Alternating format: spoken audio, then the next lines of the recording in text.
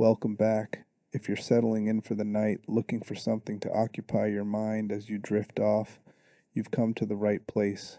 Tonight, we're examining one of the most insidious psychological tricks that survival horror games have ever pulled on us. We're talking about safety, or rather, the complete and utter illusion of it. See, horror as a genre thrives on the unfamiliar. That primal unease crawling up your spine doesn't come from what you can see clearly, but from what lurks just beyond your field of vision. It lives in the uncertainty, in the spaces between heartbeats, in that moment before the drop on a roller coaster when your stomach hasn't quite caught up with your body. Anxiety isn't born from the monster itself, it's born from not knowing when the monster will appear.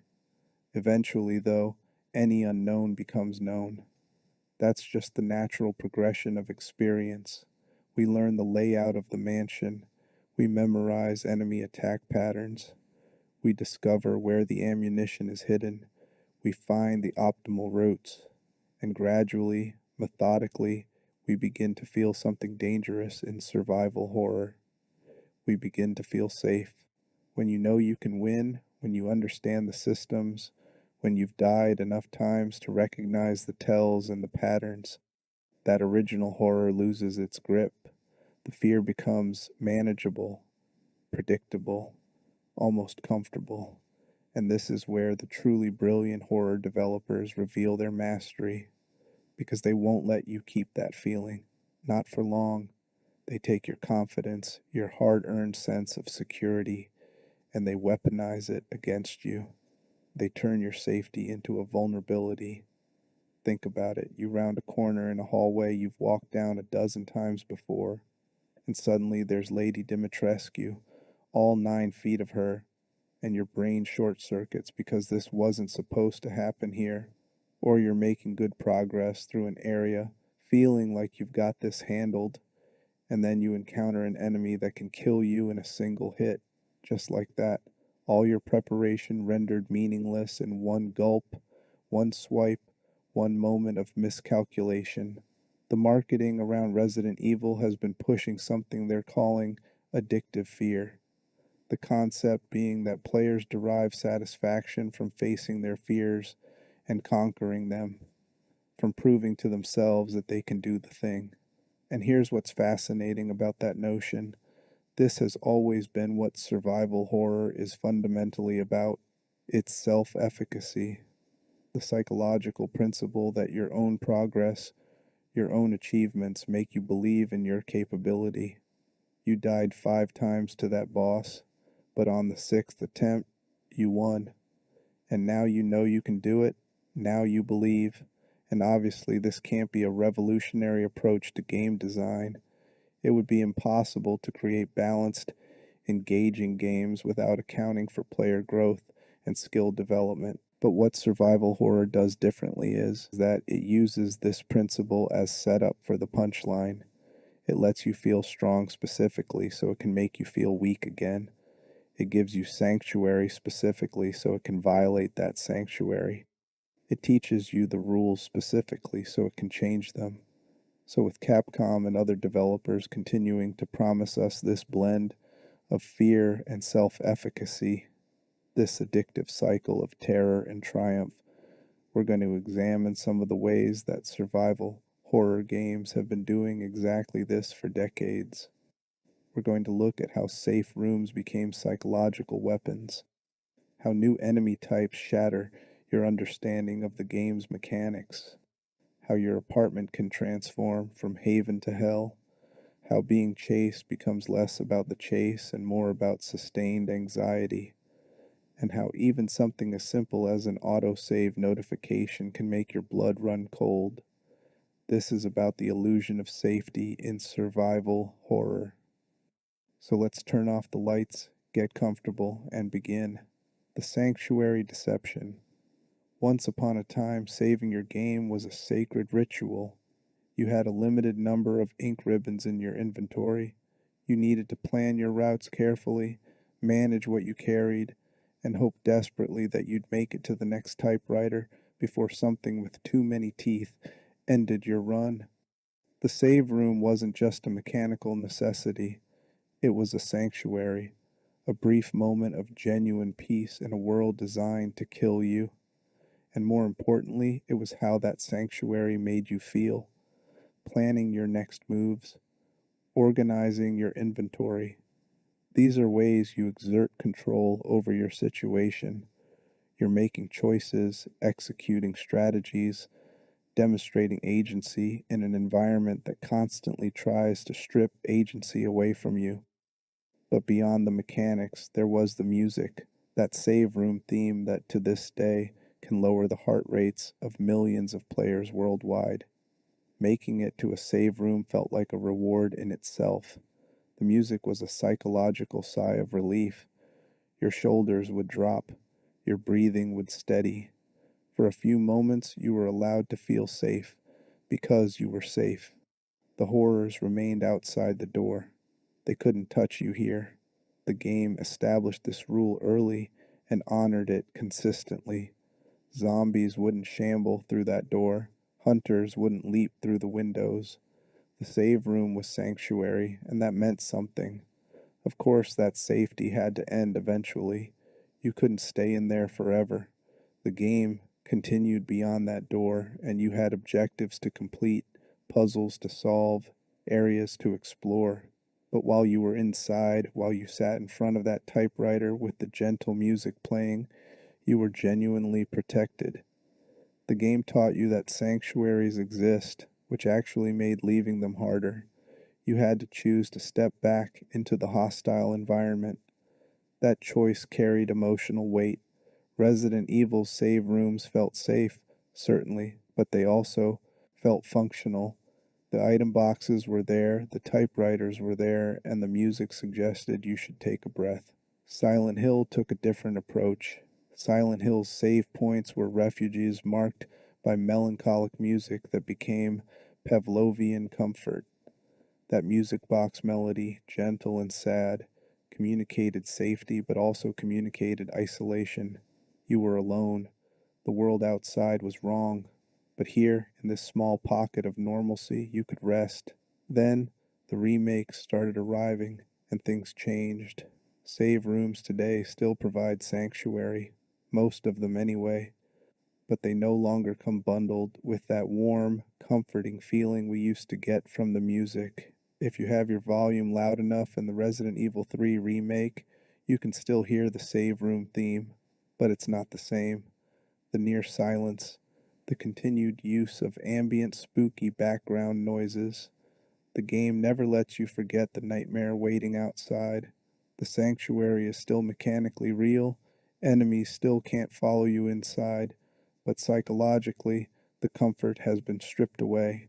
Horror is always going to be horror, but also progress is progress. Modern gamers have modern expectations. You don't need ink ribbons to save your progress anymore. Autosaves are standard. Quick saves are standard. The friction that made save rooms feel precious has been smoothed away in the name of convenience and accessibility. And that's not necessarily a bad thing. Tedious mechanics don't automatically equal good horror, but something was lost in the translation. Over the years, survival horror veterans learned to read the signs. When things got suspiciously quiet, we knew to expect trouble. When there was a noticeable absence of enemies in an area that should be crawling with them, we started looking around nervously. We learned that calm wasn't calm. It was the wind up before the punch. And then the autosave icon appears in the corner of the screen, just for a moment, just long enough to notice, and our stomachs drop because we know what that means. The game is about to make us prove we deserve to continue.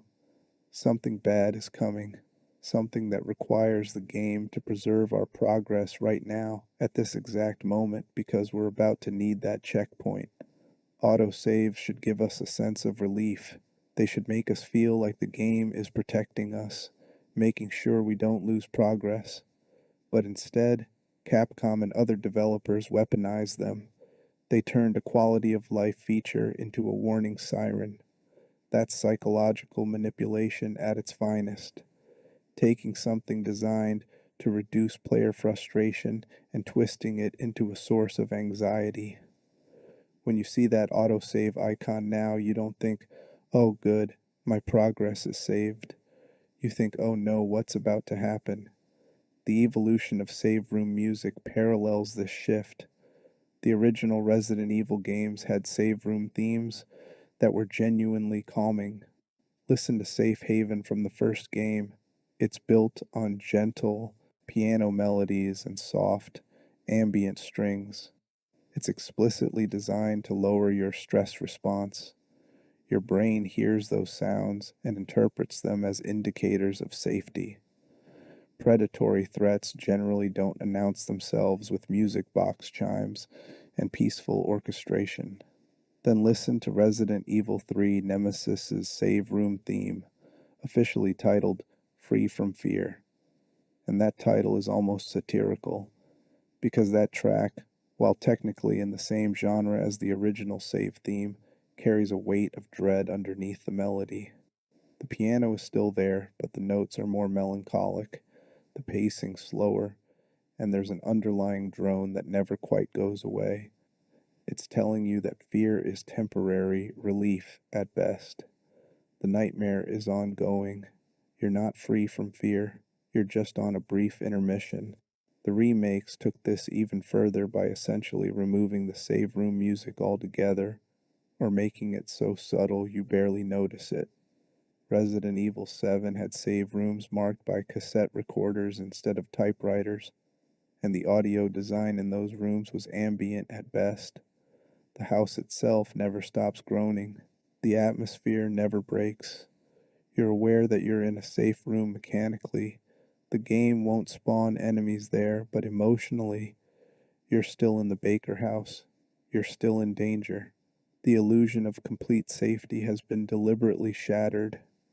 This is brilliant design, honestly, because true horror doesn't come from jump scares or gore. It comes from sustained tension. If the game gives you complete emotional relief too often, the horror becomes episodic. You get scared, then you get a break, then you get scared again. Rinse and repeat until it becomes predictable.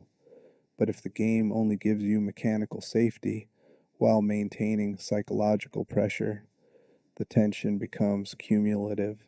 It builds and builds, and even your moments of safety carry the weight of what you've experienced and what you know is coming. Silent Hill understood this from the beginning. The series rarely gave you actual musical cues in save rooms. You'd get that music box melody when you approach certain save points, but otherwise, you existed in near silence. The fog world was quiet, oppressively quiet, and that quiet was worse than monster sounds because your imagination filled the silence with threats. Every footstep you made seemed too loud. Every distant sound could be something approaching. And when you saved your game, the relief wasn't about entering sanctuary. It was about marking progress, about having a checkpoint before you ventured further into unknown territory. The psychological principle at play here is called safety signaling, and its manipulation in modern horror games is sophisticated. In the real world, our brains are constantly assessing threat levels. We look for signals that we're safe: a locked door, a well lit space, other people around, familiar surroundings. Games can exploit these signals by giving them to us and then violating them. The save room looks safe, it sounds safe, the game mechanics confirm it's safe, but the atmosphere tells you otherwise, and your brain sits in this uncomfortable space between mechanical safety and atmospheric threat, unable to fully relax. Resident Evil 2 Remake does something particularly evil with its save rooms. The rooms themselves are safe. The music, what little there is, suggests safety. But the police station save rooms are right in the middle of areas where Mr. X can patrol. You can hear his footsteps through the ceiling. You can hear him walking past the door. The mechanical boundary holds he won't come in, but the knowledge that he's right there separated from you by only a door and game mechanics, prevents you from relaxing. The sanctuary is preserved in the technical sense, but the illusion of safety is gone, and this brings us to a crucial realization about what save rooms actually represent in survival horror games. They're not really about safety, they never were. They're about contrast. They exist to make the hostile areas more hostile by comparison. When you leave the save room and immediately encounter danger, that danger feels more dangerous because you just left relative peace. The save room is the valley that makes the peak feel higher. It's the breath before the plunge. It's the setup for the punchline. Developers learned that save rooms could be weaponized in another way too, by making them feel less safe over time, by introducing mechanics that corrupt them, by teaching players that nowhere is truly sanctuary, and few games demonstrated this principle more effectively than Silent Hill 4. Silent Hill 4's corrupted haven, Room 302 of the South Ashfield Heights apartment complex, should have been the safest place in Silent Hill 4. It's your apartment, your space. The first person perspective when you're inside emphasizes that this is your domain, your point of view, your home. For the first half of the game, it functions exactly as you'd expect. You return to the apartment to save your progress. Your health regenerates while you're there. It's a proper safe room in every mechanical sense. Then everything changes. Halfway through the game, after you've learned to trust Room 302 as your sanctuary, the hauntings begin. The apartment itself becomes hostile. Ghosts manifest in your living space. Your health no longer regenerates. In fact, if hauntings are active, your health drains. The one place that was supposed to be safe becomes actively dangerous. The game corrupts your home, and in doing so, corrupts your sense of security in ways that extend beyond the apartment itself. This is psychological horror at its most effective, because the apartment wasn't just a game mechanic, it represented something fundamental. The idea that you have a safe place to return to, that you can escape the nightmare and retreat to normalcy. Room 302 was the boundary between the horror and reality, between Walter Sullivan's twisted worlds and your own life. When that boundary gets violated, when the horror invades your sanctuary, the psychological impact is profound. The hauntings themselves are wonderfully disturbing. They're not overt jump scares, they're environmental corruption. You'll return to the apartment and there's a ghost victim manifesting out of the wall. There are bloody handprints on surfaces that should be clean. Your belongings move. Objects appear that shouldn't exist. The television turns itself on. The telephone doesn't work, but you can hear breathing on the line. Each haunting is a small violation of the space's integrity, and mechanically they matter. The game's ending is partially determined by whether you clear out these hauntings. To get the better endings, the escape ending, or the Eileen's death ending, you need to cleanse at least 80% of the hauntings from Room 302. You have items that can do this. Holy candles can exorcise hauntings. Saint medallions can nullify them, but these items are limited. If you go back to your apartment too frequently, if you're inefficient with your cleansing, you can run out of the items needed to maintain your space. And if you let the hauntings persist, if your apartment remains corrupted, the game pushes you toward the worst endings. This creates a resource management layer that most survival horror games don't have. Usually, resource management is about ammunition, about healing items, about tools you need to progress. In Silent Hill 4, resource management extends to maintaining your own sanctuary. Do you use a holy candle to cleanse this haunting, or do you save it for a more critical moment? Do you return to the apartment to save, knowing that doing so might spawn new hauntings? The game forces you to balance your need for safety against the corruption of that safety. There's a particular haunting that exemplifies this perfectly. Early in the second half, Walter Sullivan offers you an item, the shabby doll. It's the doll that Eileen gave him when they were children, a small kindness that Walter fixated on. The game lets you choose whether to take it, and if you do, if you bring it back to your apartment and store it in your item box, 15 ghost children manifest out of the wall, doll-like figures that climb across your living space. This is the only haunting you can completely avoid, and the game doesn't tell you that accepting the doll will cause it. It's a trap, a test of whether you'll extend sympathy to Walter or whether you'll reject his offering. Most players on their first playthrough take the doll. Why wouldn't you? It seems like a story item. It seems important. And then your apartment becomes infested with ghost children, and you've just made your safe space significantly less safe through what seemed like a harmless choice. The genius of Silent Hill 4's apartment corruption is how it mirrors the game's themes. The entire story is about Walter Sullivan trying to complete a ritual that requires 21 murders. He's trying to create a mother for himself, trying to turn Room 302 into his mother through blood sacrifice and twisted ritual. The apartment is the target of his obsession, and as the player, as Henry Townsend, you're caught in the crossfire. Your home becomes the battlefield.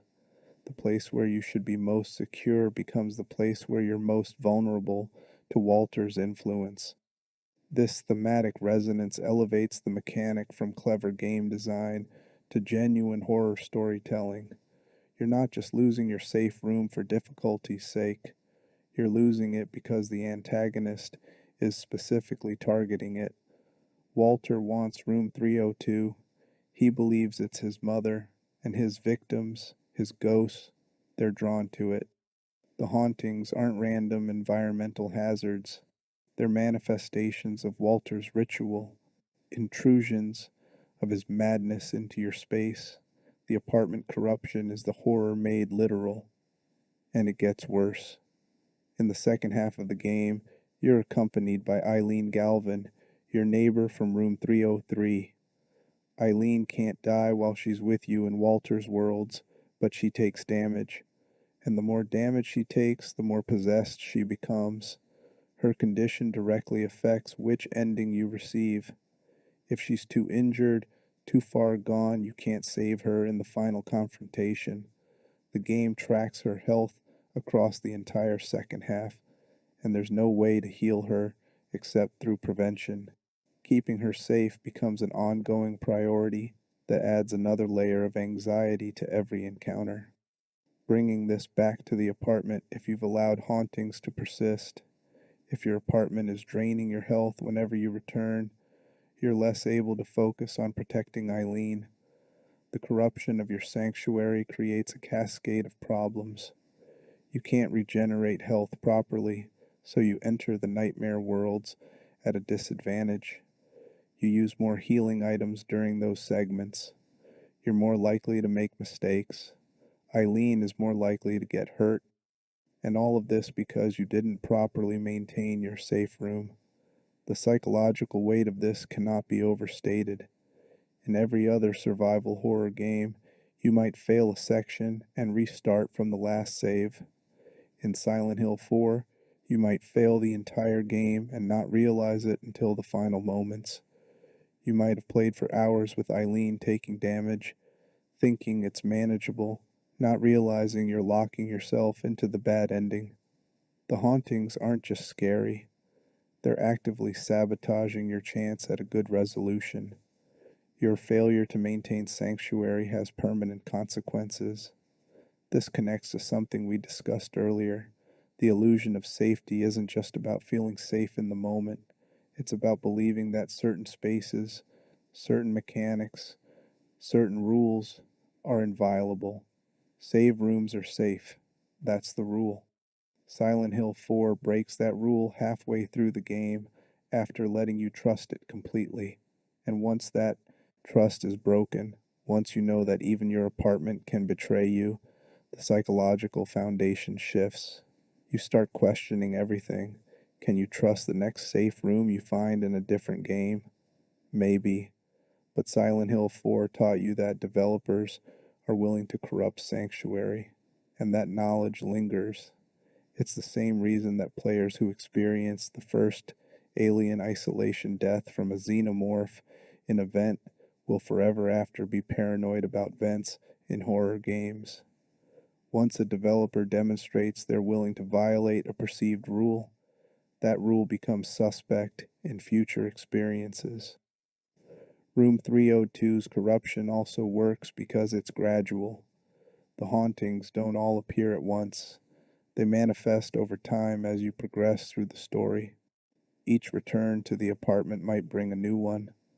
The apartment degrades slowly, becoming more hostile with each visit, until it feels less like coming home and more like entering hostile territory that happens to have your save point.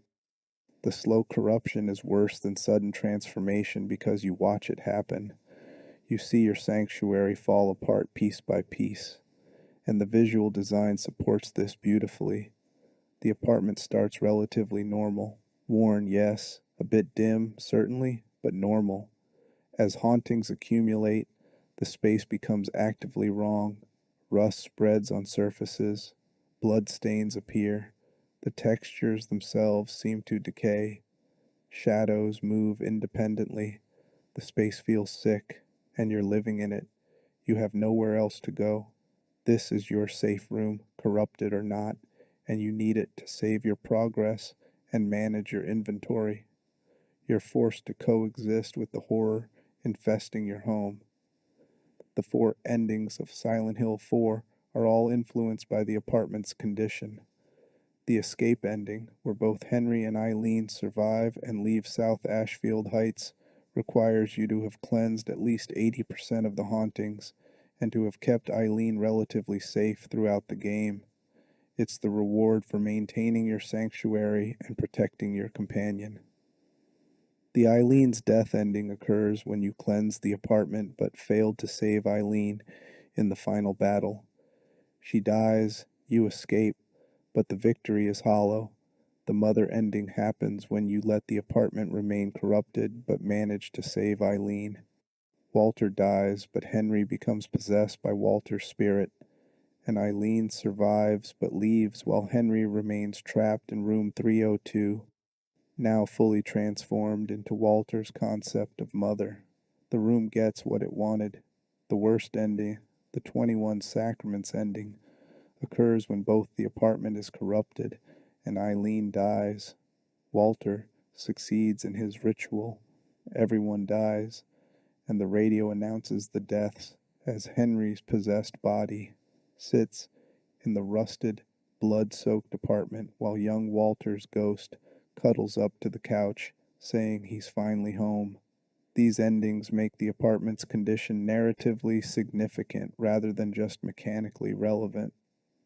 The state of room 302 isn't just about difficulty or challenge. It's about whether you fought against the corruption or allowed it to consume the space. It's about whether you maintained the boundary between horror and home or whether you let that boundary collapse. The game judges you based on how you handled the violation of your sanctuary. Few horror games have done something this effective with the safe room concept. Dead Space 3 had necromorphs that could occasionally spawn near save points, breaking the safety rule, but it felt like a difficulty spike rather than a thematic statement. Resident Evil 7 had the house become more dangerous over time, but it wasn't attacking your safe room specifically. Silent Hill 4 made the corruption of Sanctuary central to its horror and its story, and in doing so, it demonstrated that developers don't need to honor the rules we think are sacred. Nowhere is truly safe if the game doesn't want it to be. Changing the rules through enemy design, every video game introduces new challenges as you progress. That's fundamental to game design. If the difficulty remained static, players would get bored. If every area felt the same, the experience would become monotonous. In survival horror, this standard progression is amplified by presenting new challenges as new threats. Just when you're starting to feel comfortable with the zombies, they introduce something worse. Just when you've adapted to those enemies, they change the rules again. Capcom loves to turn familiarity into a weapon. You know your way around the Spencer Mansion, so they swap out the shuffling zombies for hunters that can kill you in one hit. You've gotten comfortable with the RPD, so they introduce lickers that force you to crouch walk past them or fight blind. Hyper aggressive enemies that punish noise. You think you understand how combat works, so they give you enemies that fundamentally change what combat means in this game. This is schema disruption. Your mental model of how the game works gets challenged, and you have to adapt. What you thought you knew about enemy behavior, about safe areas, about optimal strategies, suddenly doesn't apply, and your emotional response is stronger because you believed you were safe. You had confidence. The game deliberately builds that confidence so it can tear it down. Let's talk about the Hunter Gammas in Resident Evil 3 Remake. You first encounter them in the sewers after escaping from Nemesis. The pace of the game finally seems to be giving you room to breathe. You've survived the most intense stalker sequence in the game, and now you're in the tunnels below the city. Quiet, relatively safe, just some environmental navigation ahead. Players who experienced Resident Evil 2 Remake had encountered sewer enemies before. The G adults, those disgusting amphibious mutations, were imposing and suitably gross, but they weren't particularly difficult to deal with. Keep your distance, shoot when they're vulnerable, move on. Standard survival horror enemy management. So when faced with this new breed of hunter for the first time, most players probably weren't worried. Another sewer monster. How bad could it be after dealing with Nemesis? Then you find out. Hunter Gammas are fast, they're aggressive, their skin is highly resistant to conventional firearms, and they have one attack. They charge at you with their mouth opening wide, projecting mandibles that stretch open like some nightmare flower. And if they reach you, if you don't dodge or kill them in time, they swallow you whole. Instant death. Your bones crushed on the way down their throat. One hit kill, no matter your health status, no matter your preparation. Everything you survived to get to this point rendered meaningless in one gulp. The first death to a Hunter Gamma is shocking because it violates expectations. The game taught you that you can survive hits, that you have a health bar for a reason, that even if you make mistakes, you have healing items you can recover. The Hunter Gamma says none of that matters. Get grabbed, die immediately, and the panic that sets in when you hear them sliding through the water toward you, when you see that mouth opening, that's the game resetting your confidence. You thought you had this figured out. You were wrong. The Hunter Beta, encountered later in the hospital segment, has a similar instant kill mechanic. When they get close enough, they perform a leaping slash that decapitates you. One hit, dead.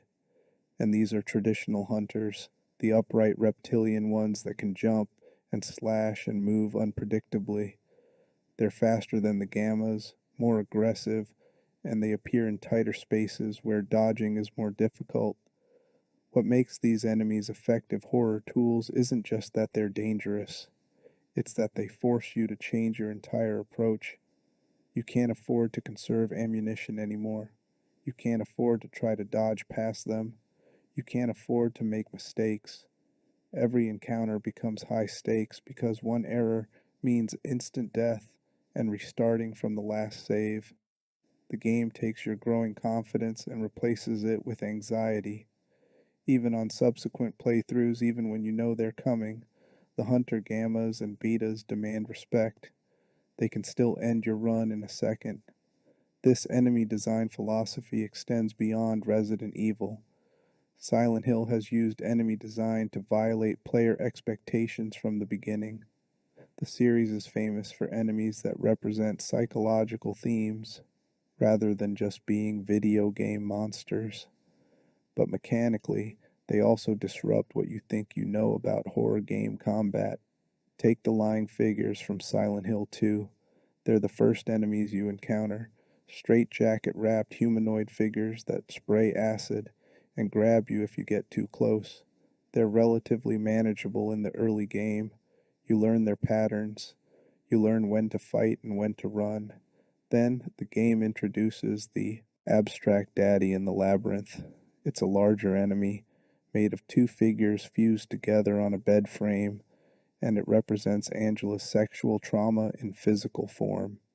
It's slow but incredibly damaging, and fighting it in the tight corridors where it appears is genuinely difficult.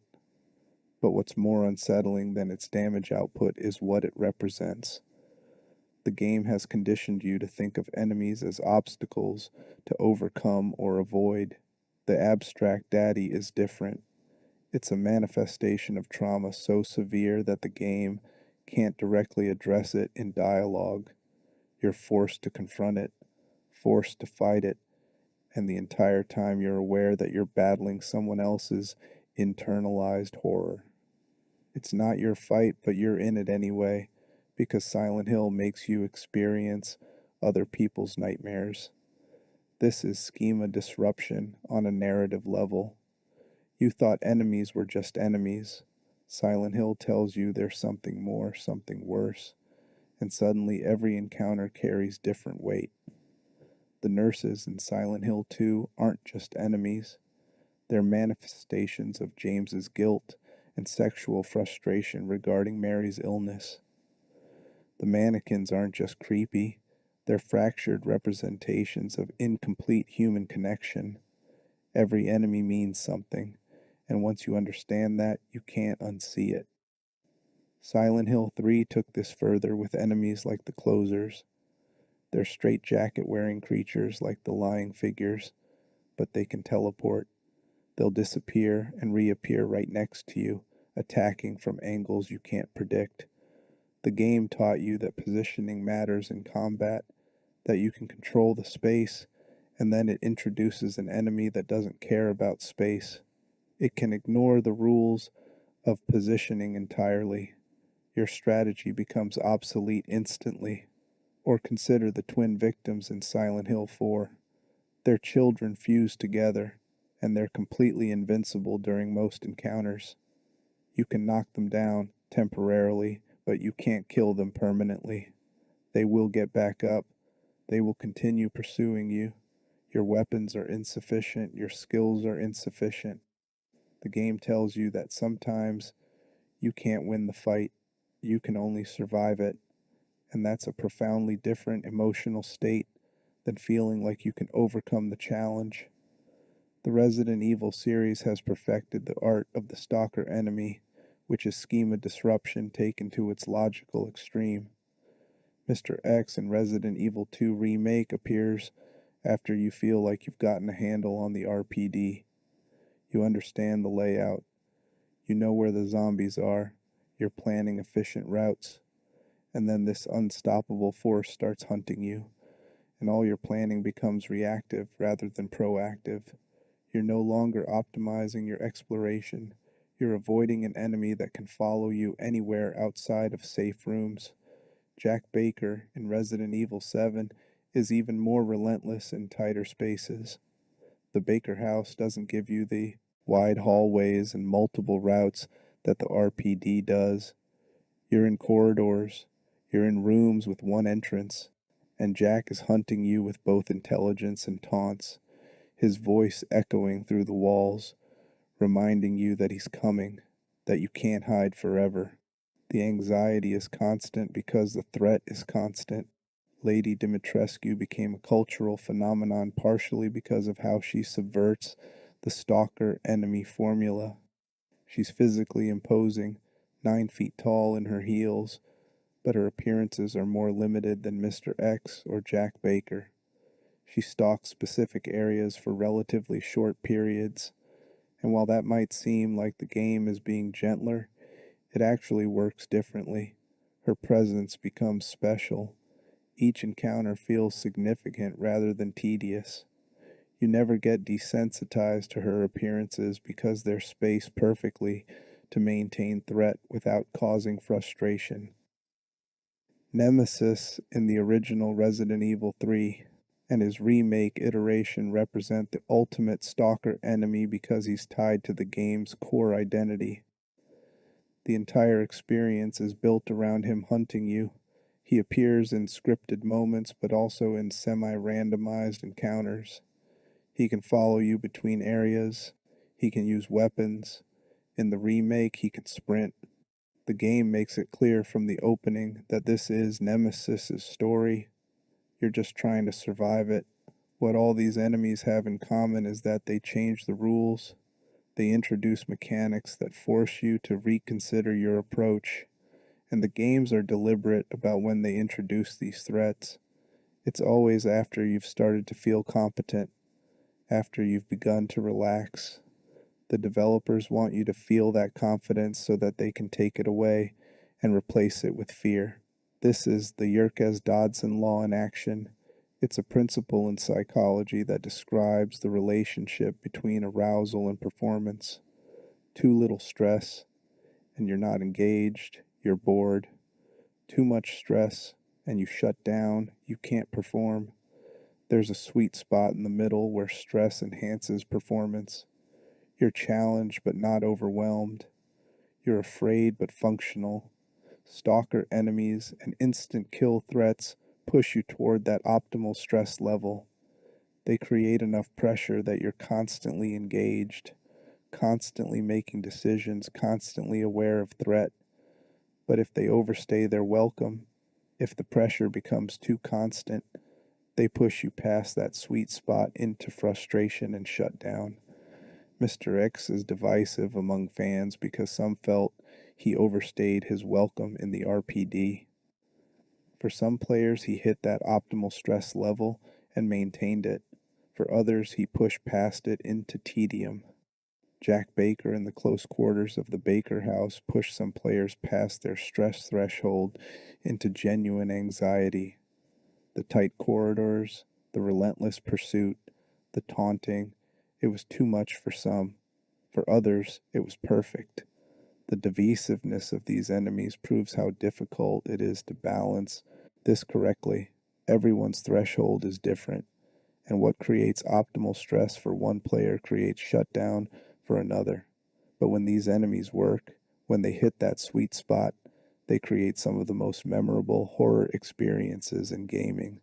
The first time Mr. X follows you up the stairs in the RPD, and you realize you can't easily lose him.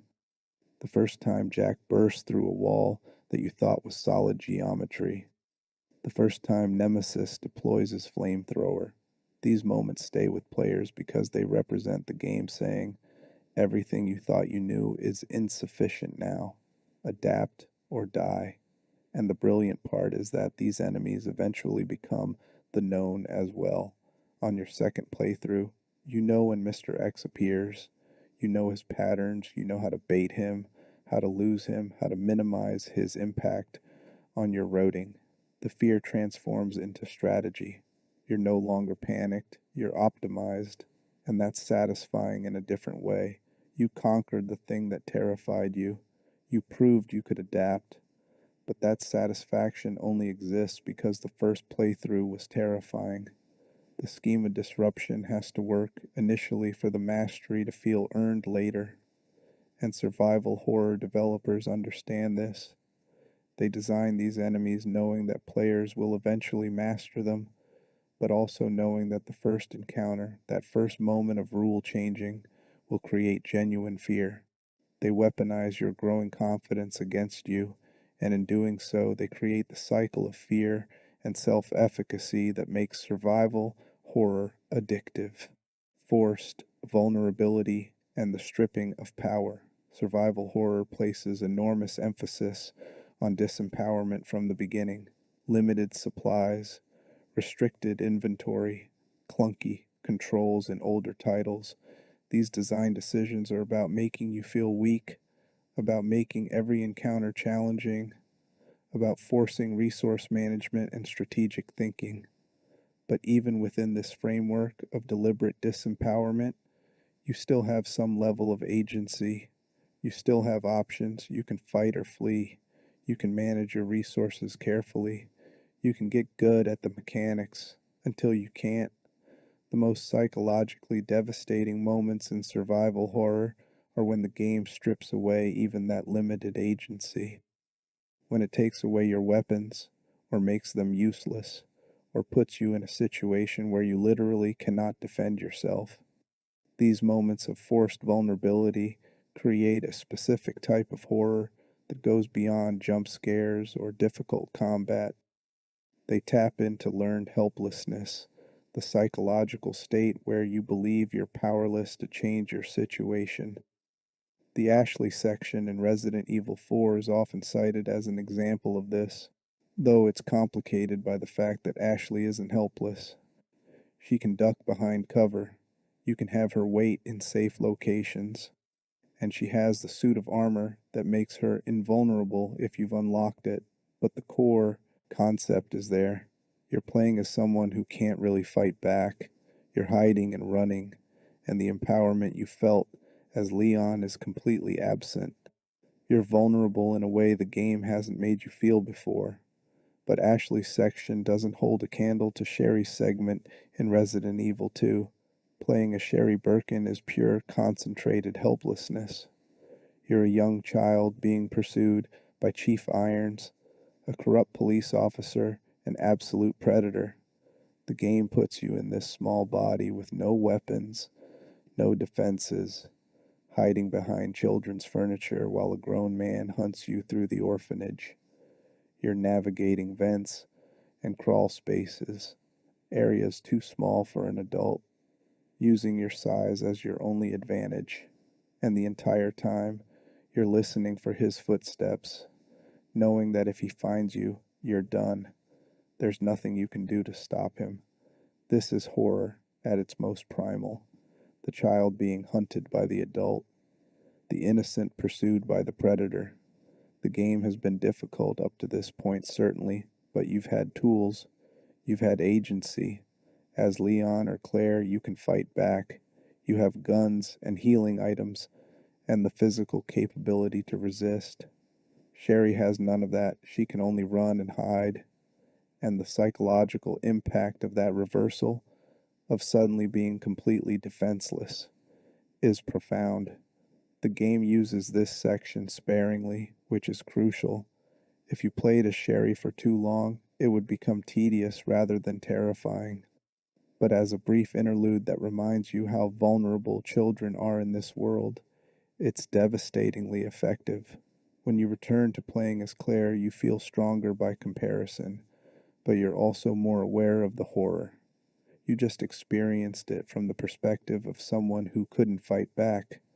But even Sherry's section, as disturbing as it is, exists within a framework where you understand the rules.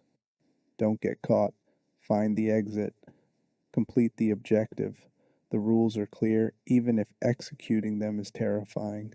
Then there's House Beneviento, Resident Evil Village's house. Beneviento's sequence is the purest form of forced vulnerability in modern survival horror. Ethan Winters, who has been fighting werewolves and zombies and all manner of monsters with a substantial arsenal, enters this house and immediately loses access to everything. No weapons, no combat. The game strips you of every tool you've relied on up to this point and drops you into a twisted, surreal nightmare where the rules are completely different. You're navigating a dark, claustrophobic house. You're solving puzzles that feel more like psychological torture than standard adventure game logic. And then you encounter the fetus, that grotesque, giggling, sobbing, nightmare fetus that chases you through the basement. You can't fight it. You can't hurt it. If it catches you, you die. Your only option is to run and hide, finding keys and solving puzzles while this thing hunts you in the darkness.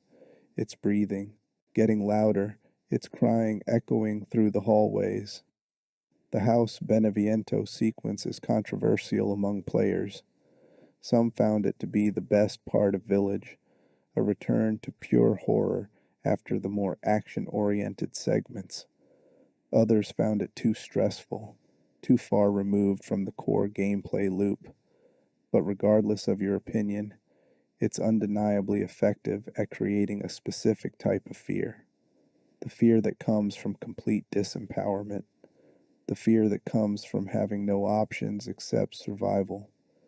What makes forced vulnerability so psychologically effective is that it violates the power fantasy that most games provide.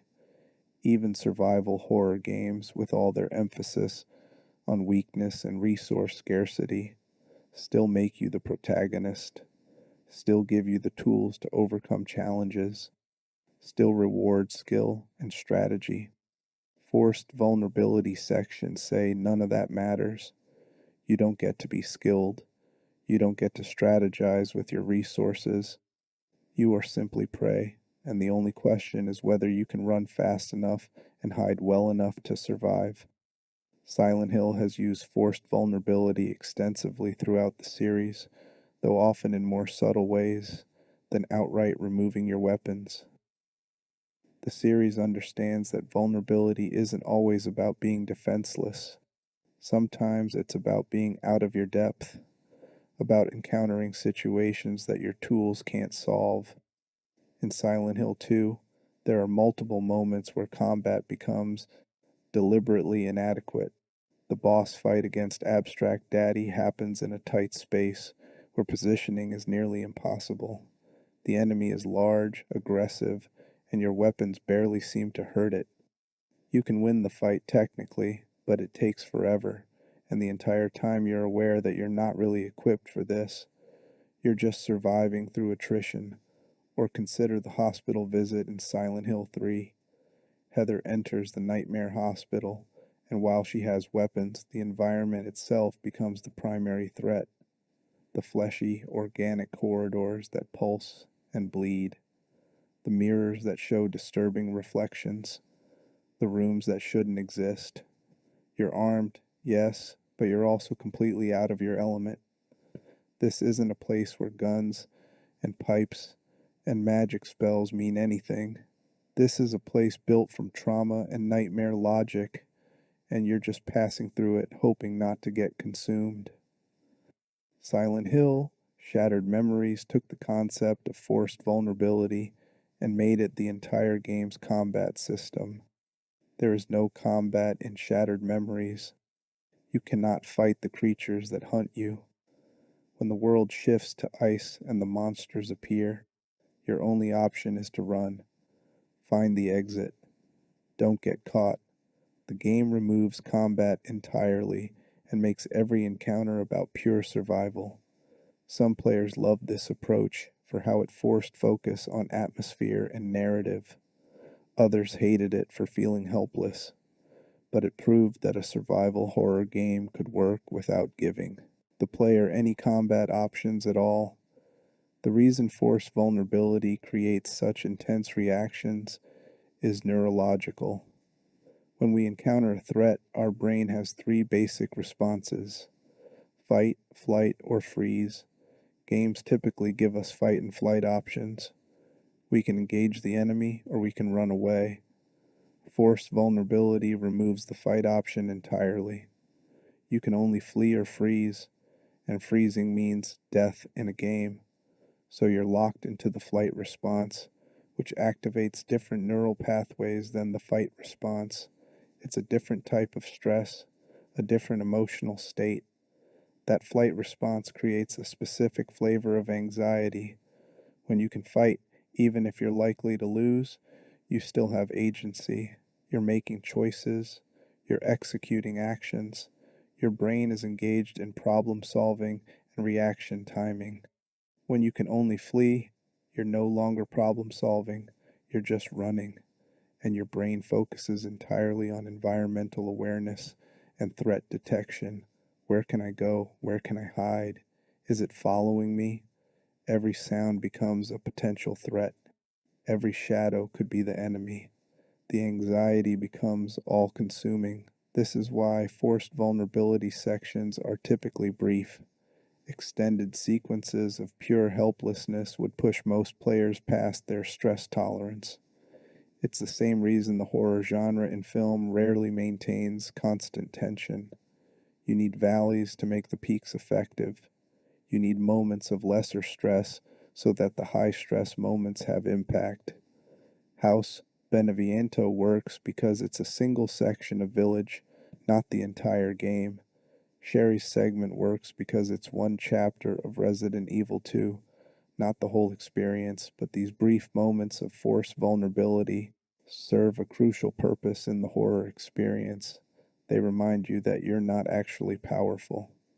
All the guns, all the skills, all the progress you've made, it can be taken away. The game can put you in a situation where none of that matters. And that uncertainty, that knowledge that the rules can change to completely disempower you, that creates sustained anxiety even during sections where you are armed and capable.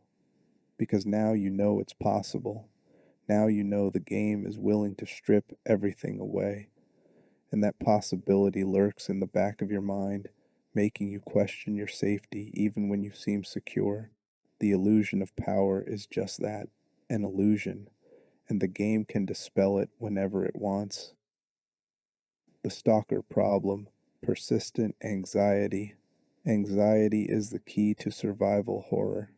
Not fear in the moment of a jump scare, not the adrenaline rush of a combat encounter, but sustained, ongoing anxiety, the kind that sits in your chest and makes your shoulders tense and has you second guessing every decision, the kind that comes from knowing that something is hunting you and you can't really stop it.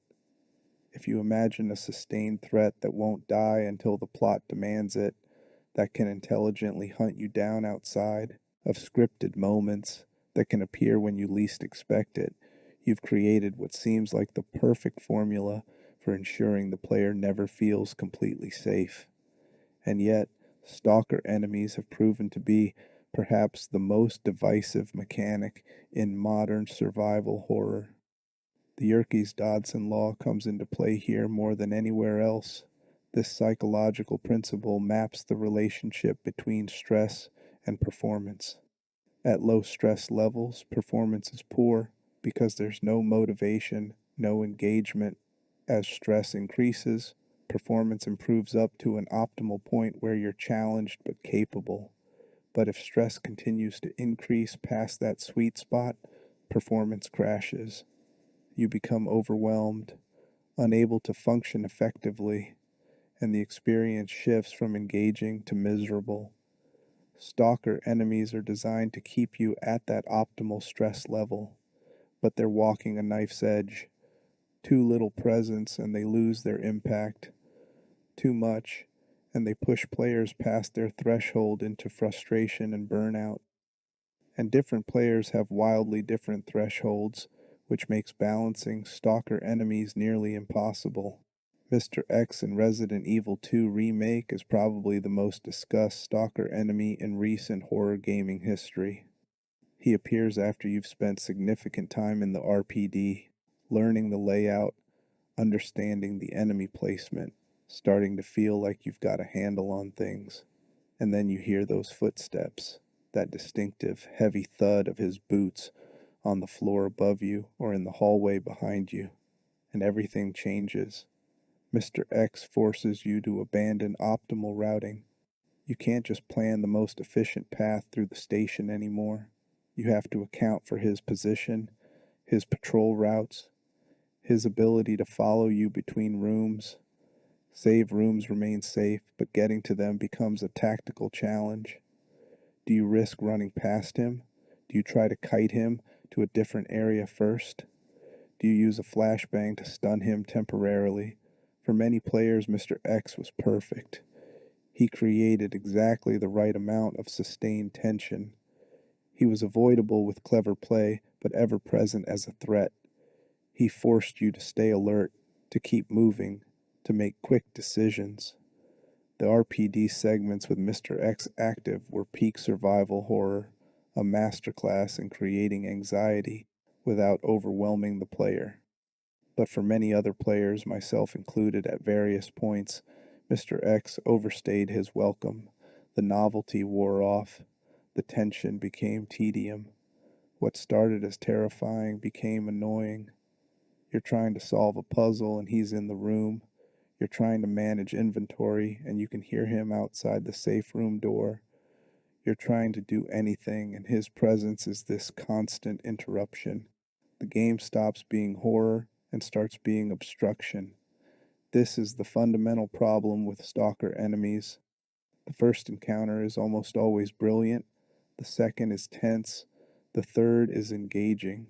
By the 10th, you're numb to it. By the 20th, you're irritated. The law of diminishing returns applies to fear.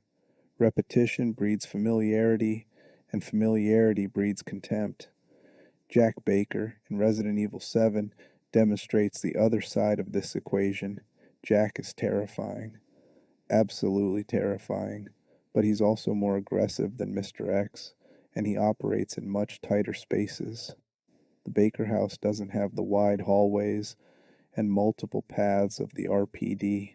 You're in corridors, you're in rooms with limited exits, and Jack doesn't just walk after you, he runs, he taunts you. His voice echoes through the walls. He's relentless in a way that Mr. X, with his slower pace, never was.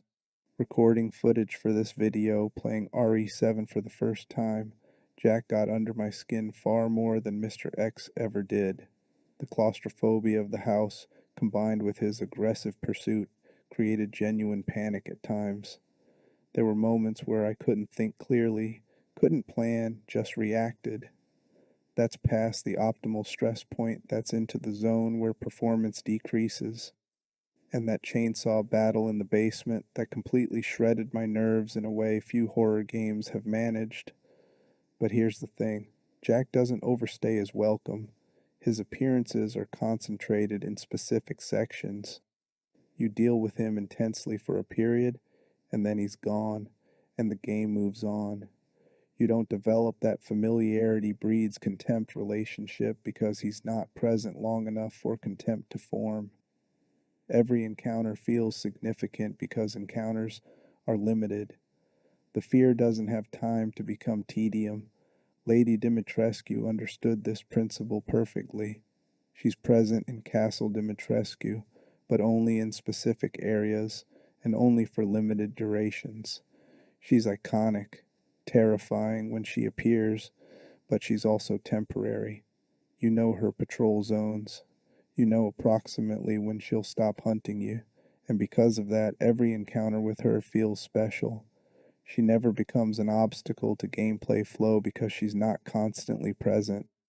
Nemesis in both the original Resident Evil 3 and the remake represents a different approach.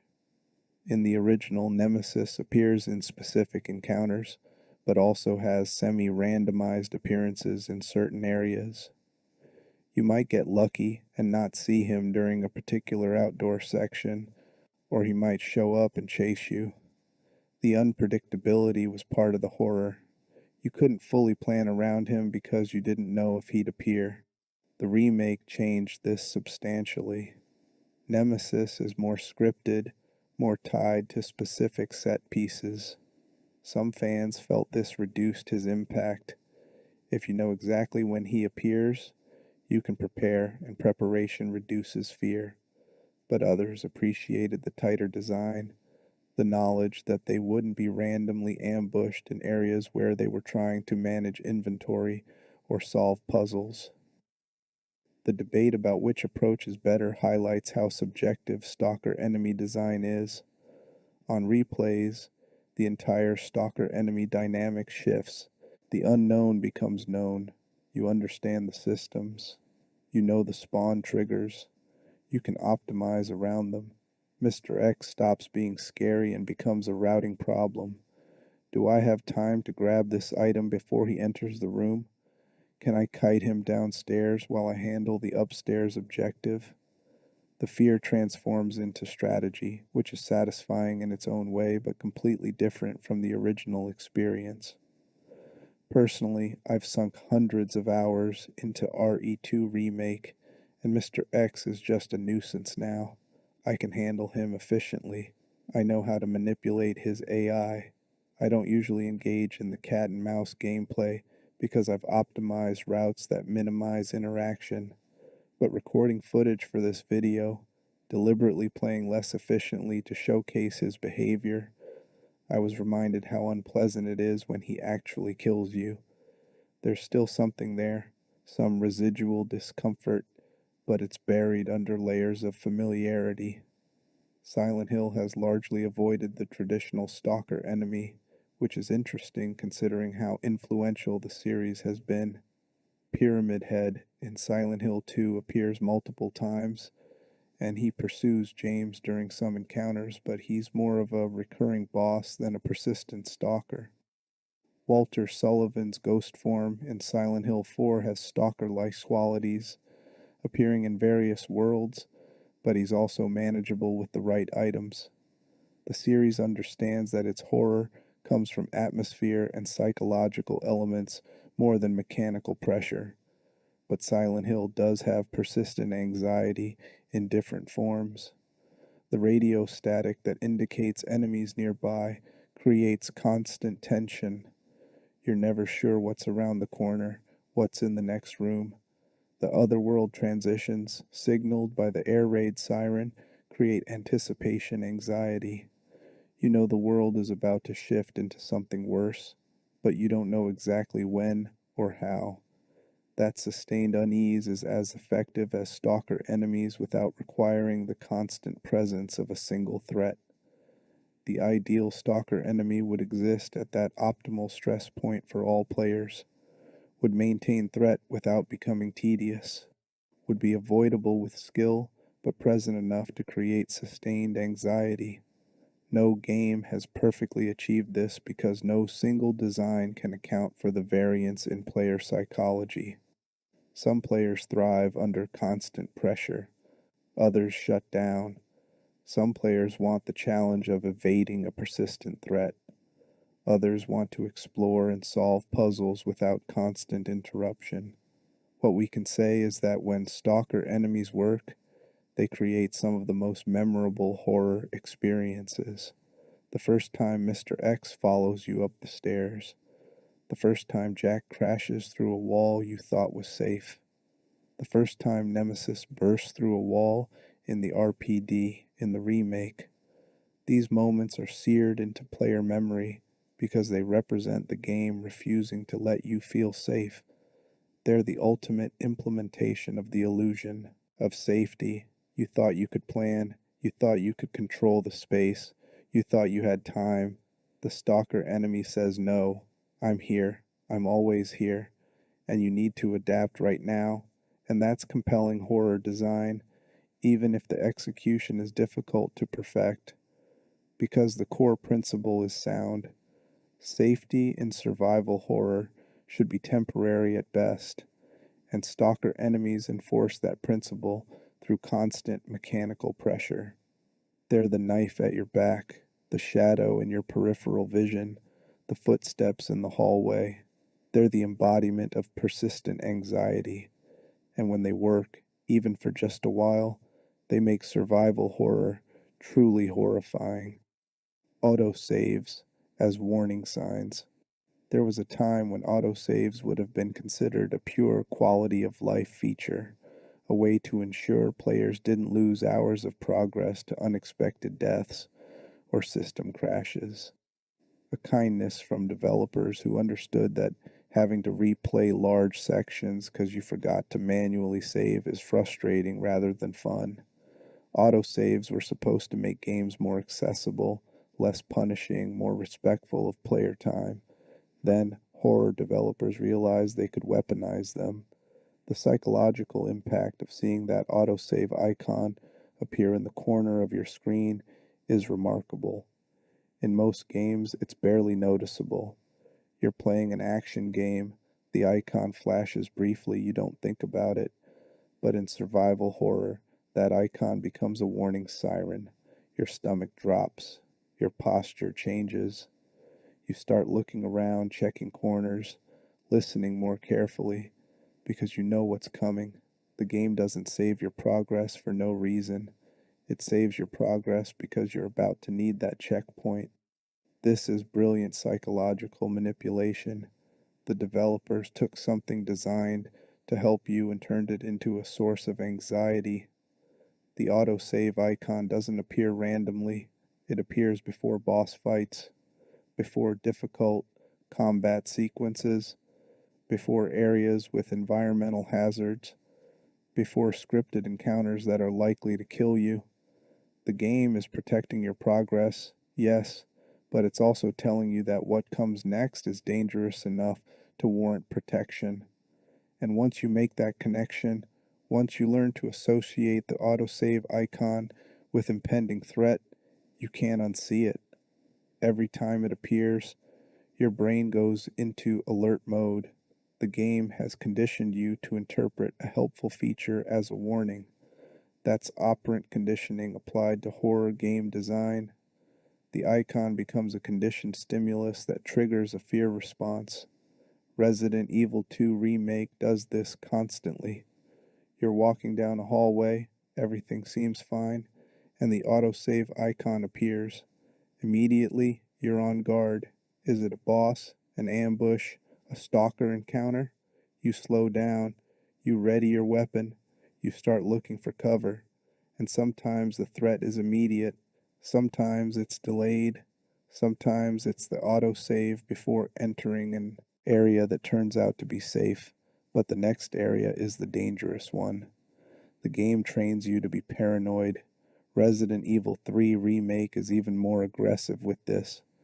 The autosave icon appears before almost every nemesis encounter, before the flamethrower chase through the RPD, before the rooftop confrontation, before the final battles. You see that icon and you know Nemesis is coming. The game isn't subtle about it. The autosave becomes part of the Nemesis warning system, right alongside the aggressive music shift and the sound design changes. But what's interesting is how this changes your relationship with autosaves in non-horror games. Once you've been conditioned by survival horror to associate that icon with danger, you might feel a moment of tension when you see it in completely different genres. Your brain has learned the pattern. Icon equals threat. And even when you're playing something that isn't scary, that isn't trying to frighten you, you might still have that brief moment of, is something about to happen before your rational mind catches up and reminds you that you're playing a different kind of game. Silent Hill took a different approach to save systems. The series has always used manual saves at specific locations rather than auto saves. You have to find a save point, interact with it, choose to save. This gives you more control, but it also means you're constantly making risk assessments. How much progress have I made since the last save? How dangerous is this next area likely to be? Should I backtrack to save or push forward? This creates a different kind of anxiety. Not the spike of, oh no, something's coming when an autosave triggers, but the sustained tension of, I might lose all this progress if I die. It's the anxiety of invested time. The longer you go without saving, the more you have at stake, and the more cautious you become. And that caution affects how you play. You take fewer risks. You're more conservative with resources. You avoid combat when possible. Your entire playstyle shifts based on how much you stand to lose. The original Resident Evil games used ink ribbons, which added resource scarcity to the saving mechanic. You had to spend an item to save your progress. This made every save a tactical decision. Do I use an ink ribbon now or save it for later when I've made more progress? What if I run out of ribbons? The anxiety this created was substantial. Players would agonize over when to save, trying to maximize progress while minimizing ribbon usage. Modern games largely abandoned this approach because it was more frustrating than scary for many players. Running out of save resources and being unable to save at all isn't horror, it's just annoying. But the principle was sound. Making save systems a resource that can be depleted creates tension around the safety mechanic itself. You're not just worried about dying, you're worried about dying and then losing your ability to save even if you survive the next attempt. The weaponization of autosaves, though, that's a more elegant solution. It creates tension without frustration. You're not going to run out of autosaves. The game will always protect your progress at critical moments.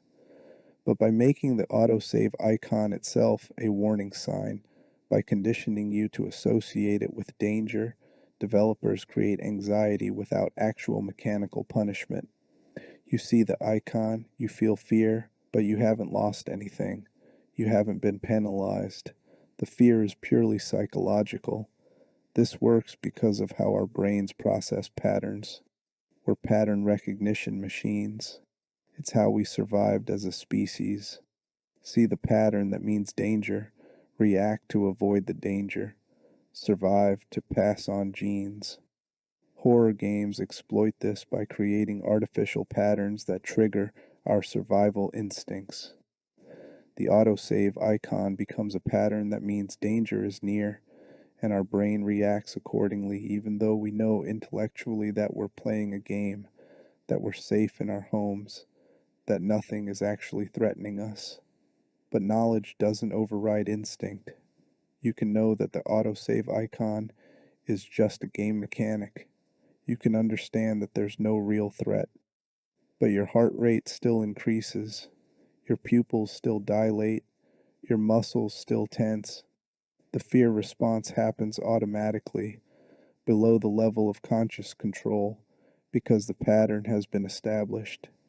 Icon equals threat, and your brain prioritizes survival instincts over rational analysis. What's even more insidious is how this conditioning can extend beyond gaming. If you play enough survival horror, you might find yourself having anxiety responses to completely unrelated autosave style notifications, a file saving on your computer, a progress indicator in a work application. Your brain has become so attuned to treating these visual cues as warnings that it generalizes the response beyond the original context. That's how effective this conditioning can be. The evolution of save system in horror games reflects broader changes in how developers think about player psychology. Early horror games used save systems that were mechanically punishing. Limited saves, difficult to reach save points, resources required to save. These created tension through actual risk. Modern horror games increasingly use save systems that are mechanically forgiving but psychologically manipulative. Frequent autosaves, accessible save points, but presented in ways that create anxiety rather than relief. This shift reflects a deeper understanding of what actually scares players. Losing progress is frustrating more than frightening. Having to replay sections repeatedly because saves are too far apart is tedious more than tense. But being constantly reminded that danger is imminent, that the game expects you to die, that's psychological warfare. That's using your own mind against you, and that's far more effective horror design. The Otherworld Shift, False Relief. One of Silent Hill's most iconic mechanics is the Otherworld transition. The air raid siren sounds, the world begins to shift. Textures rust and decay. Blood seeps from walls. The environment transforms from merely unsettling to actively nightmarish, and you're helpless during the transformation, forced to watch as reality corrodes around you. It's one of the most effective scare tactics in gaming history, and it works partially because of what comes before it. The fog world, Silent Hill's default state, is eerie and dangerous. Visibility is limited. Enemies lurk in the mist. Navigation is difficult. But compared to the other world, The fog world is almost comfortable. The buildings might be abandoned, the streets might be empty, but they're still recognizably buildings and streets. There's a veneer of normalcy, however thin. The other world strips that away entirely. When the siren sounds and the shift begins, you're being thrust into a worse version of an already terrible situation. The rust and blood and industrial decay of the other world are manifestations of trauma and guilt made physical.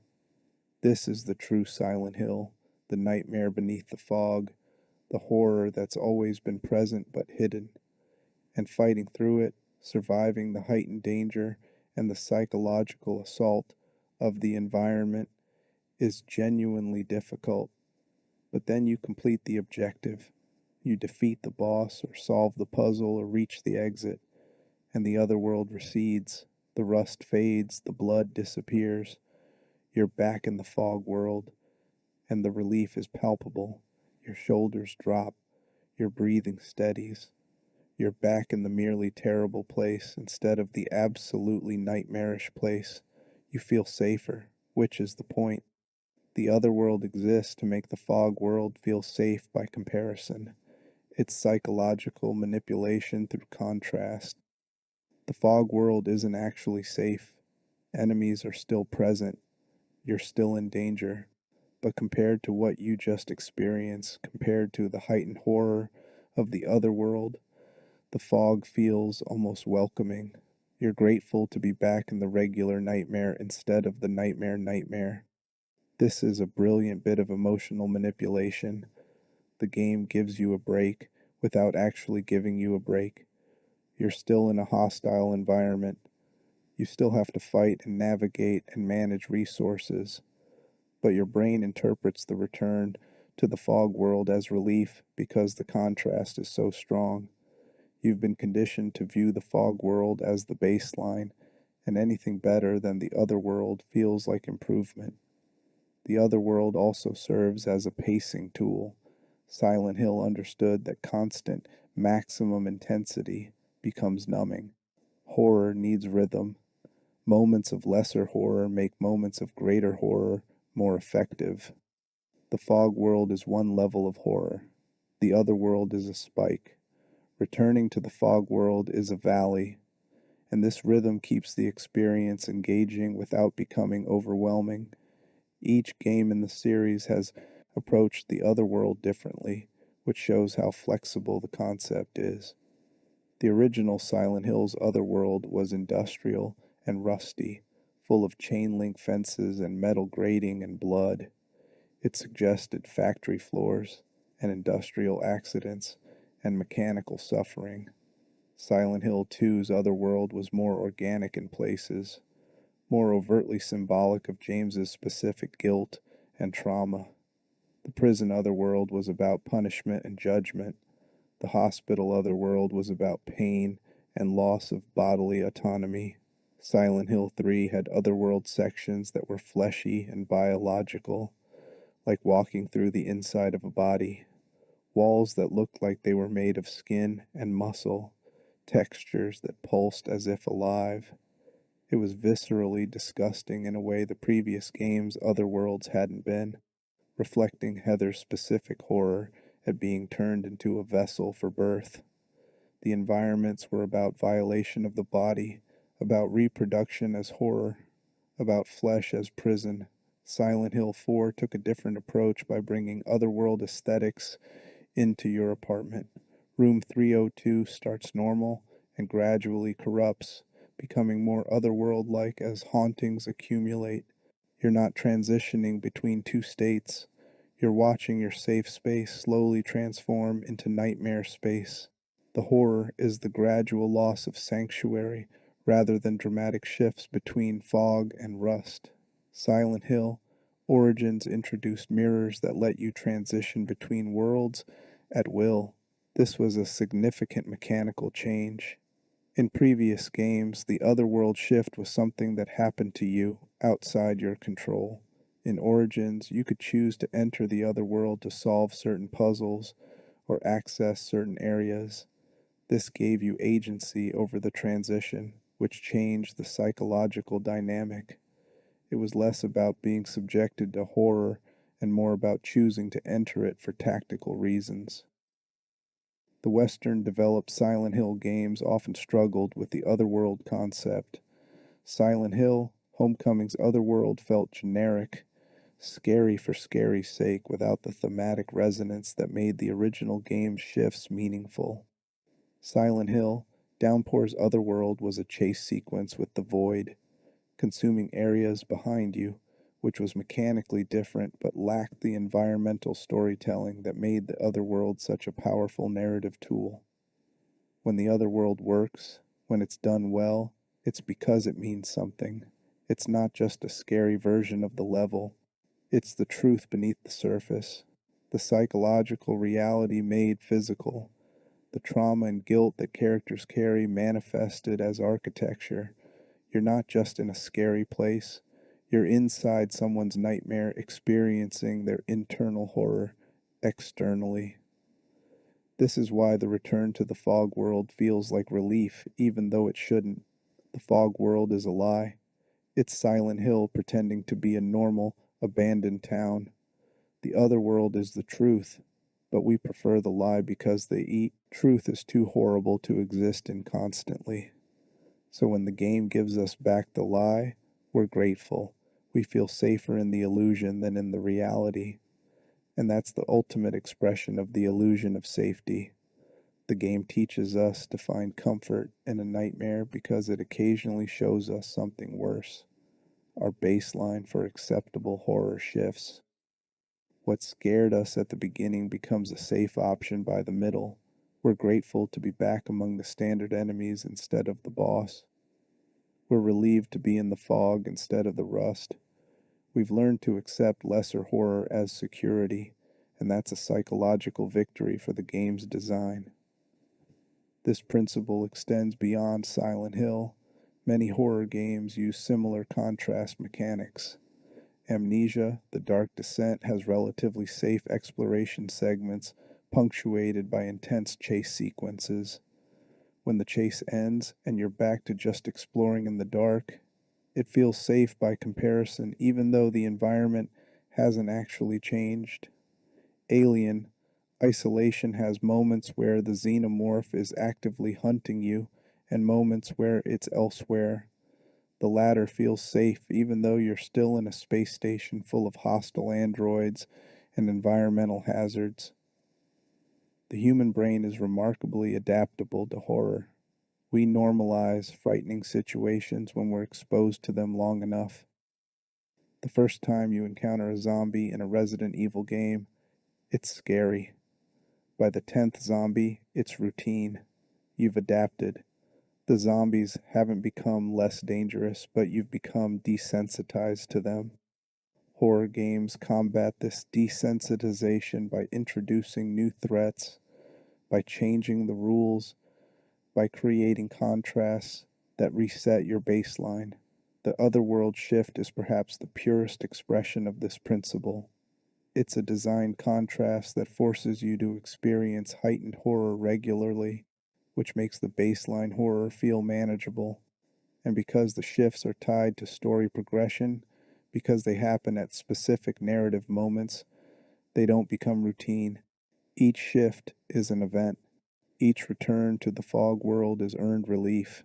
The game maintains the effectiveness of the contrast by making it meaningful rather than random. Addictive fear, the cycle of terror and triumph. We've examined the mechanisms, the sanctuary deception, the enemy design that changes rules, the corruption of safe spaces, the persistent anxiety of stalker enemies, the weaponization of autosaves, the contrasts that make lesser horror feel safe.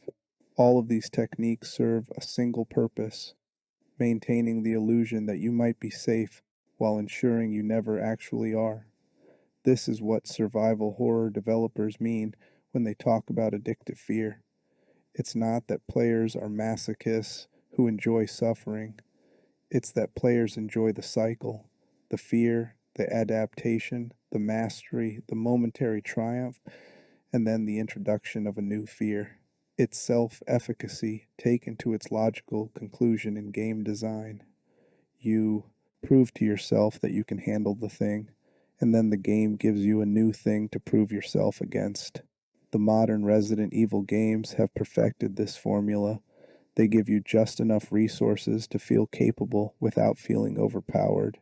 They introduce threats that are initially terrifying, but eventually masterable. They provide sanctuary that feels earned rather than given. And they constantly introduce new challenges that reset your confidence. You defeat Nemesis in one form, he returns in another. You think you've cleared an area, a new enemy type appears. You feel strong, the game strips your weapons away. The cycle continues.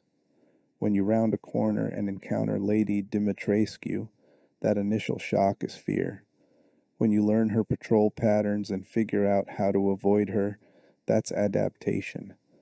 When you confidently navigate the castle knowing where she is and how to evade her, that's mastery.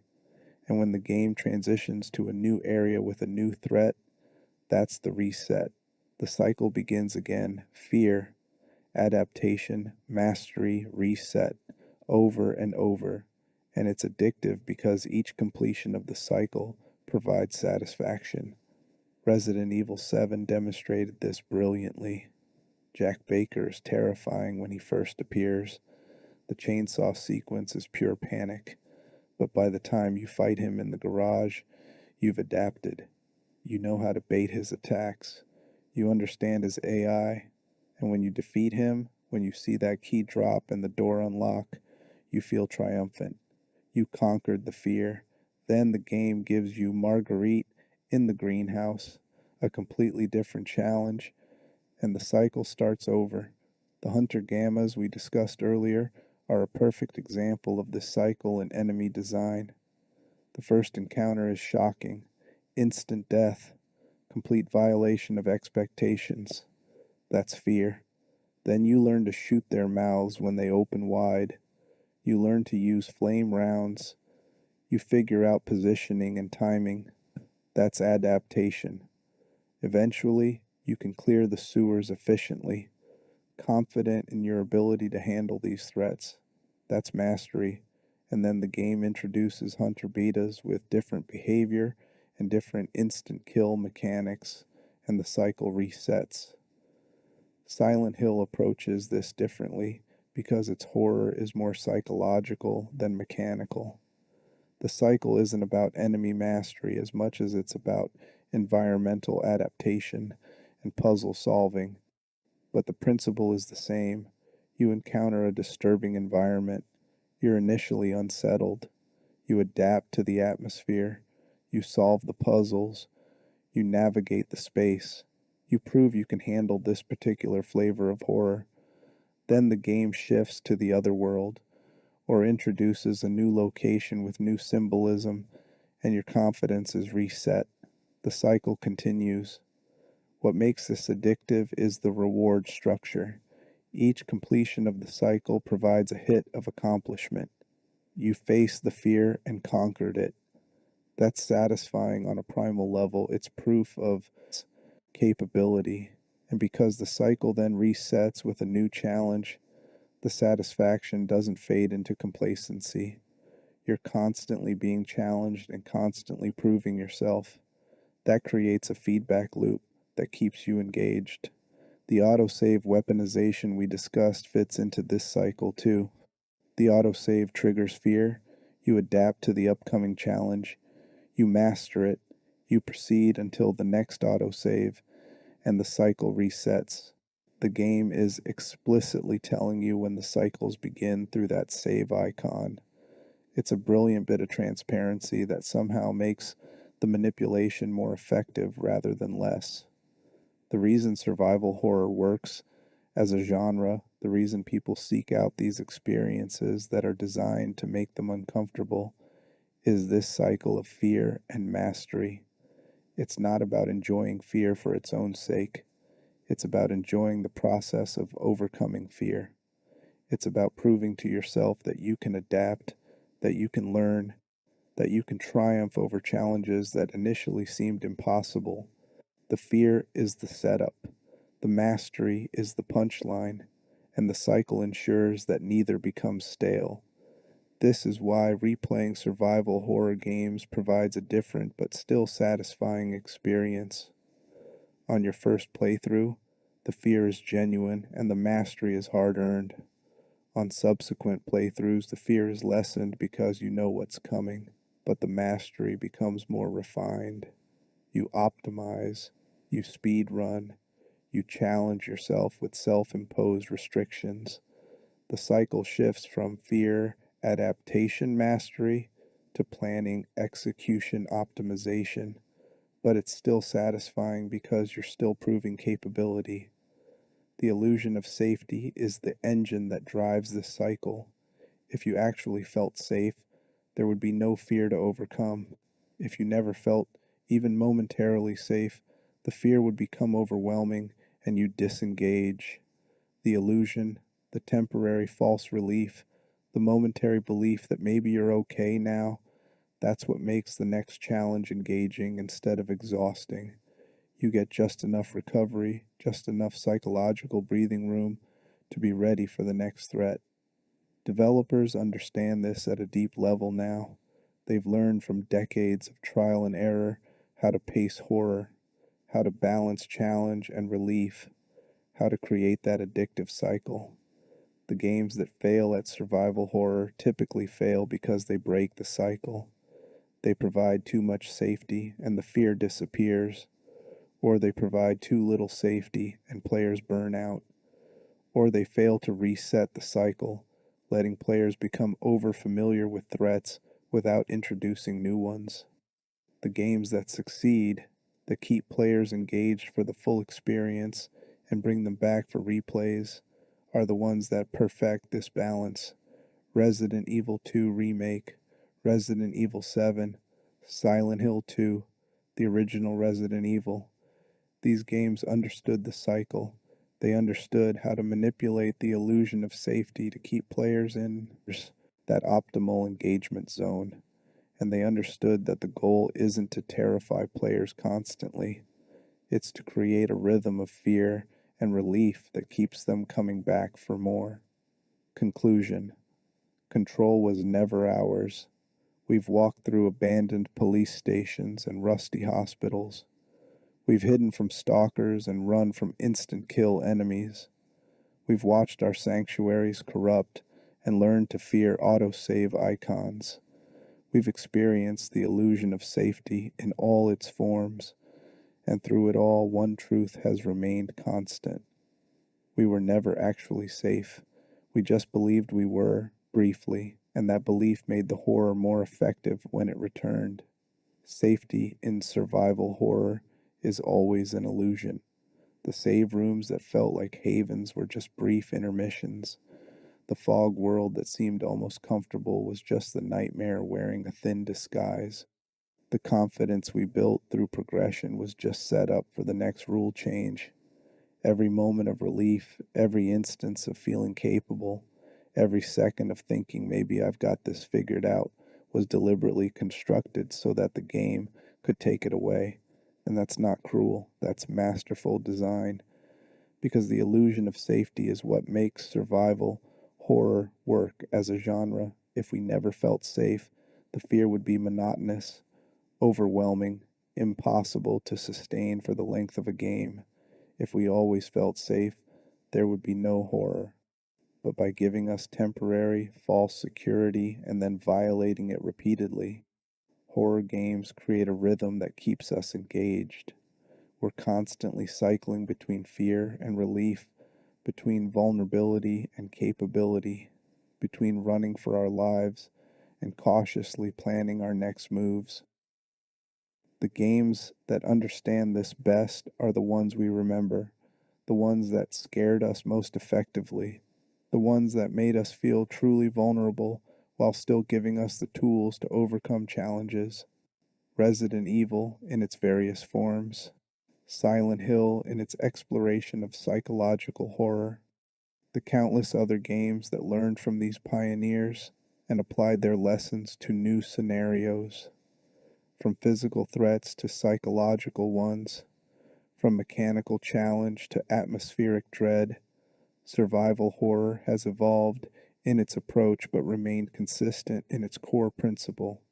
Make players believe they might be safe, then prove them wrong over and over until that cycle of fear and mastery becomes addictive, until players seek out that discomfort because overcoming it provides satisfaction that safer games simply can't match. When we encounter a big enemy that smashes through walls, when we round a corner and see something that shouldn't exist, when our apartment fills with ghosts, when our health drains in what should be a safe space, the message is always the same. Control was never ours. Safety was never real. We're just visitors in nightmare spaces, and the only question is how long we can survive before the horror catches up. To feel confident in survival, horror is to set yourself up for failure. To feel safe is to miss the point entirely, and yet we seek these experiences out. We load up these games knowing they're going to manipulate us, knowing they're going to take our sense of security and weaponize it against us, and we do it anyway, because the triumph that comes from surviving despite the manipulation, from adapting despite the fear, from mastering challenges that initially seemed impossible, that triumph is worth the terror. The illusion of safety in survival horror isn't a bug in the design, it's the core feature. It's what separates these games from action games with horror aesthetics. It's what creates the sustained tension that keeps us playing deep into the night, knowing we should stop but unable to resist just one more room, just one more save point, just one more challenge. We chase that cycle of fear and mastery, that addictive rhythm of terror and triumph. And horror, developers continue to find new ways to reset our expectations and violate our sense of security. From the first time we felt relief entering a save room to the moment we realized that autosave icons mean danger is coming, from learning enemy patterns to encountering enemies that change all the rules, from establishing sanctuaries to watching those sanctuaries corrupt, we've been taught that nowhere is truly safe. And that lesson, uncomfortable as it is what makes survival horror such a compelling genre. So the next time you settle in to play a horror game, when you start to feel like you've got the hang of things, when you begin to relax just a little bit, remember this: the game is waiting, watching, planning, and the moment you feel safe, that's when it will strike. Because safety in survival horror is always an illusion, and you were never truly in control. Rest now, let these thoughts carry you into sleep, and remember that while the games we discuss traffic in fear and anxiety, they're ultimately just games. The horror can be paused, the console can be turned off, the illusion dispelled. You're safe here in the real world, where monsters don't hunt you and save rooms are just concepts in game design. At least you're probably safe, unless you hear footsteps in the hallway, unless the lights start flickering, unless that autosave icon appears in the corner of your vision. But that's just your imagination. Probably. Sleep well.